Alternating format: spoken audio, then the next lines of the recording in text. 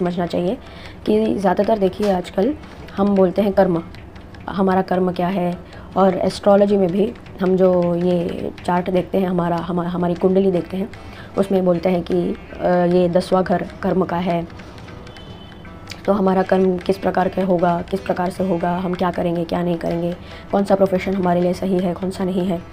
तो ऐसे बहुत से जो संकोच और संशय इसमें हम पड़े रहते हैं, हमारा मन चल रहता है। उसका कारण क्या है? उसका कारण ये है कि वो कौन सा काम है जिससे सबसे ज़्यादा मुझे फ़ायदा हो, लाभ हो, कि सबसे ज़्यादा मुझे रिटर्न मिले। इस प्रकार की सोच में हम जो है अपने आप को हमने जकड़ के रखा हुआ है। तो असली कर्म क्या है, ये भगवान श्री कृष्ण ने इसमें बताया है और इससे हम समझ सकते हैं। कर्मजान विद्धितान बहुविधा यज्ञा। तो ये कर्म से जनित, तो असली कर्म क्या है? यज्ञ है। कर्म से जनित है यज्ञ। तो क्या हुआ कि कर्म का रूप ही यज्ञ है। तो कुछ भी करिए आप, लेकिन आपके मन में कौन सी विचारधारा या भावना होनी चाहिए? यज्ञ की विचारधारा और यज्ञ के भाव होने चाहिए। ये नहीं भाव, ऐसा नहीं कि किसमें हमारा लाभ ज़्यादा हो। अरे लाभ तो आपको तब होगा जब आप सब कुछ त्याग कर देंगे, वो आपका असली लाभ है।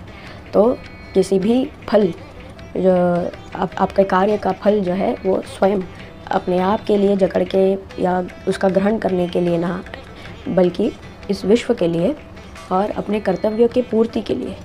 ये जो एग्जिस्टेंस और ये शरीर आपको ऑलरेडी मिला है, एक मन आपको मिला है, एक अंतःकरण आपको मिला है, एक विवेक मिला है ना, डिस्क्रिमिनेट करने वाली बुद्धि मिली है, और कुछ आपको स्किल्स मिले हैं जो आपके पूर्वजों से और आपकी परंपरा से परंपरागत आपको प्राप्त हुए हैं। तो ये सब आपको ऑलरेडी प्राप्त हो चुका है। तो इनका उपयोग और विनियोग किसके लिए होना चाहिए? यज्ञ के लिए होना चाहिए। तो यज्ञ क्या है? क्या एक अग्नि जला लो और उसमें हवन करो, क्या वो यज्ञ है?